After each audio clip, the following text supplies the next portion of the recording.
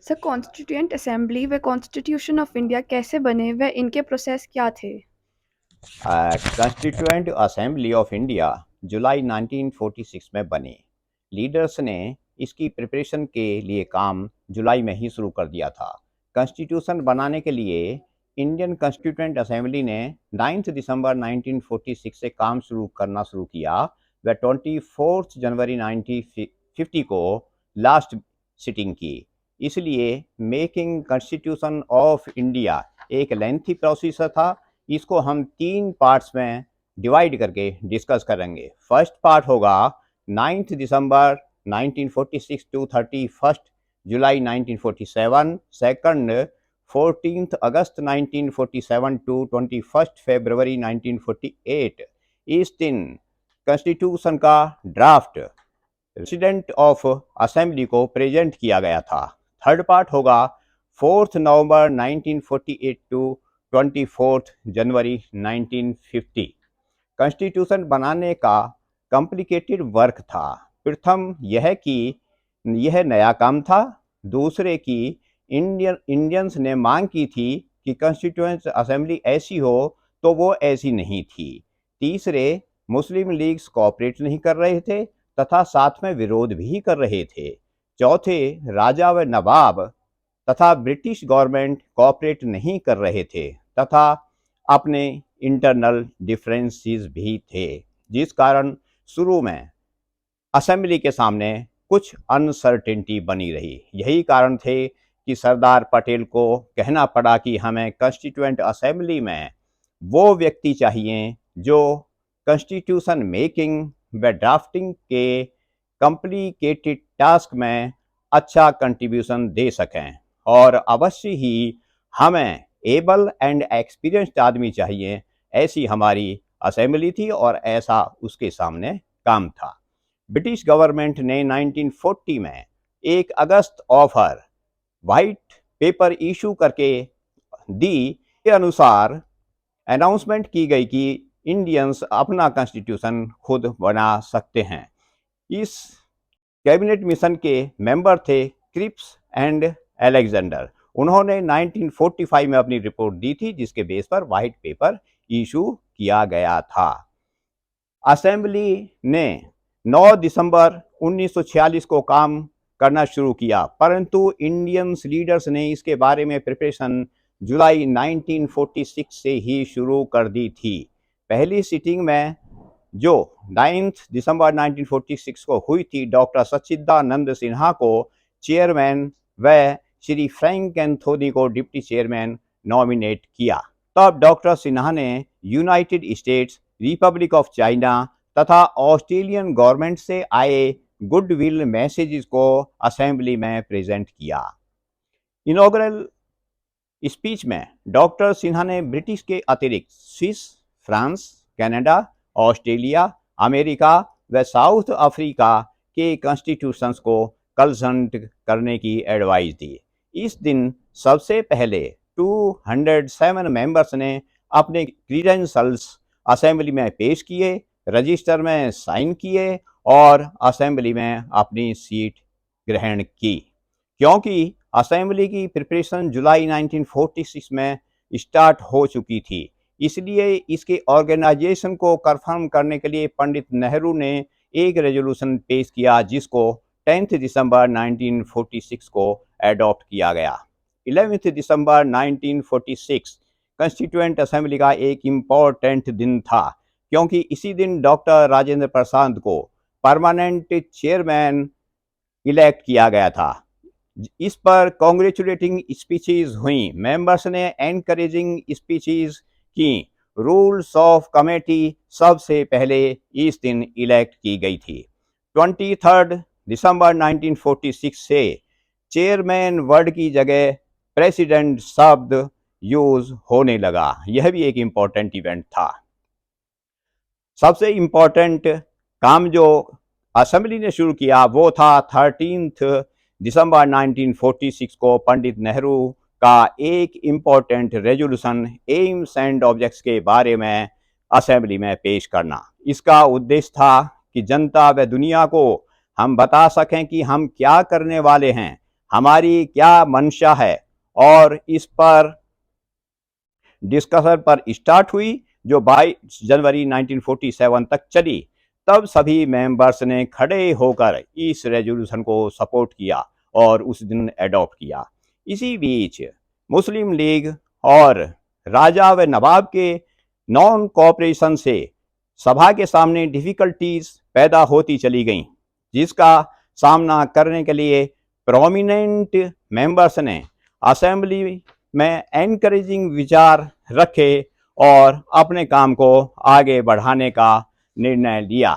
जो विचार उन्होंने रखे वे बहुत ही संदेश अच्छे थे।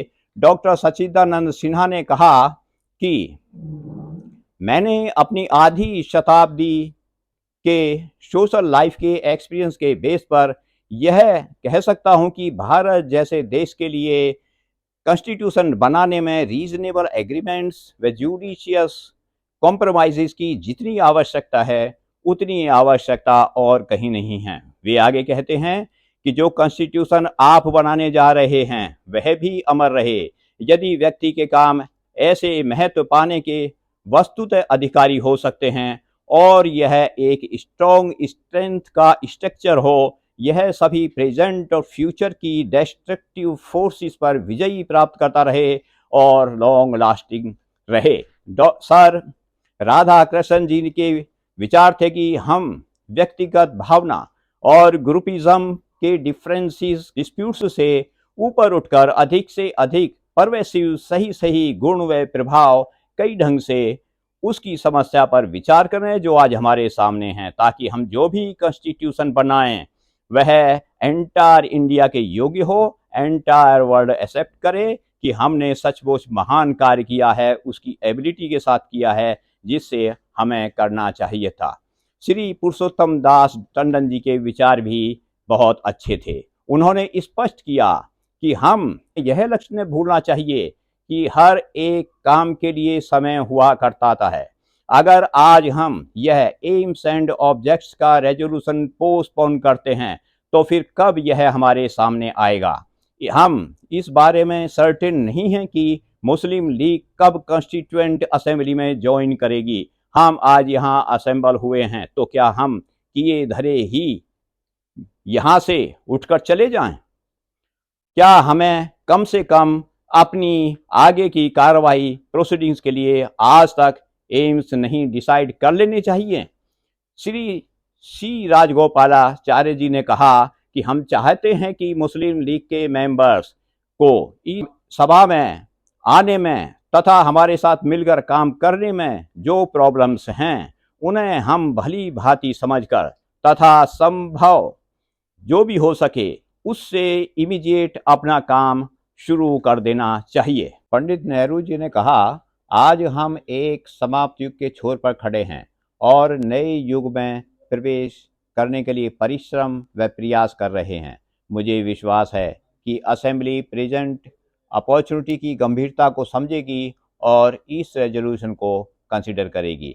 पंडित नेहरू जी ने 1789-19 में पेरिस सिटी में असेंबल हुई एक कॉन्स्टिट्यूएंट असेंबली के सामने तब के किंग द्वारा पैदा की गई प्रॉब्लम्स को भी बताया और एनकरेजमेंट दी। उन्होंने कहा उस असेंबली को स्थान देने से मना कर दिया गया था। असेंबली ने कॉन्स्टिट्यूशन के काम को करने के लिए टेनिस कोर्ट में बैठक की और तब तक अपना काम करते रहे जब तक उन्होंने अपना पूरा काम नहीं कर लिया। पंडित जी आगे कहते हैं, मुझे विश्वास है कि हम जिस अच्छी भावना से यहाँ असेंबल हुए हैं अपने कार्य को करते जाएंगे जब तक पूरा नहीं होता, चाहे इस भवन में, चाहे मैदान में, कहीं और बाजार में, कहीं भी असेंबल होना पड़े, हम इस काम को पूरा करेंगे। डॉक्टर श्यामा प्रसाद मुखर्जी ने कहा था कि this constituent assembly although it is a British creation for the time being, once it has come into existence, it has the power, if it has the will, to assert its right and to do what is best and proper for the attainment of Indians' freedom, for the good of the people of India, irrespective of caste, creed और community. तो इस तरह सभी सदस्य सभी difficulties को overpower करते हुए कॉन्स्टिट्यूशन बनाने के कार्य में लगे रहे। कुछ ब्रेक के बाद असेंबली की सिटिंग 22 जनवरी 1947 को शुरू हुई, जिसमें भूटान व सिक्किम के कुछ इश्यूज को नेगोशिएटिंग कमेटी को सौंपा गया। इसके बाद 25 जनवरी 1947 को डॉक्टर पटाभी सीतारामैया को वाइस प्रेसिडेंट इलेक्ट किया गया। 28 अक्टूबर 1947 को नेगोशिएटिंग कमेटी की रिपोर्ट के बेस पर इंडियन स्टेट्स राजा व नवाब्स को असेंबली में 93 सीट्स फिक्स की गईं। इसके बाद असेंबली व दूसरे ऑर्डर्स के द्वारा बनाई गई कमेटीज ने भी कॉन्स्टिट्यूशन के प्रोविज़न के बारे में अपनी रिपोर्ट्स प्रेजेंट करनी शुरू कर दी थीं। अंततः 14 जुलाई 1947 को मुस्लिम लीग के मेंबर्स व इंडियन स्टेट्स राजा व नवाब्स के रिप्रेजेंटेटिव आए और अपने क्रीडेंशियल्स प्रेजेंट करके रजिस्टर में साइन किए और असेंबली में अपनी सीट ग्रहण की। इसी दिन प्रेसिडेंट ने असेंबली को एड्रेस किया और 3 जून 1947 के किंग्स के रिप्रेजेंटेटिव्स की स्टेटमेंट पर बोले, जिसके द्वारा कंट्री का डिवीज़न व बंगाल व पंजाब स्टेट्स के डिवीज़न की बात थी, जिसके कारण दोनों स्टेट्स के मेंबर की पोजीशन बदल गई थी। 16 जुलाई 1947 को दो vice presidents doctor S C. Mukherjee और श्री टी.वी. कृष्णमाचारी को इलेक्ट किया गया। साथ ही सबसे इम्पोर्टेंट चीज़ 2/3 विड्थ व लेंथ का horizontal try colour national flag का रेजोल्यूशन एडॉप्ट हुआ, जिसके लिए एक एडहॉक कमेटी बनी। इस तरह काम करते हुए इस दौरान असेंबली ने जो कमेटीज़ बनाई थीं, उनमें 11 दिसंबर 1946 की committee for rules of procedure, 21 दिसंबर 1946 को नेगोशिएटिंग कमेटी, 23 दिसंबर 46 को क्रीडेंशियल्स कमेटी तथा हाउस कमेटी तथा स्टाफ एंड फाइनेंस कमेटी, 21 जनवरी 1947 को स्टीयरिंग कमेटी, 24 जनवरी 1947 को ही एडवाइजरी कमेटी, 25 जनवरी 1947 को business committee, committee on subjects assigned to the unions centres के बारे में कमेटी बनाई। इन कमेटियों में कुछ सब कमेटीज भी बनी थी। कुछ अन्य कमेटी दूसरे ऑर्डर्स के अंडर अपॉइंट की गई थी। इस तरह 9 दिसंबर से 31 जुलाई 1947 तक काम करके असेंबली 14 अगस्त 1947 तक एडजर्न हो गई। 14 अगस्त 47 के बाद हम नेक्स्ट सेशन में बताएंगे। धन्यवाद। इस वीडियो को आपको पसंद आई है तो कृपया सब्सक्राइब करें, शेयर और लाइक करें।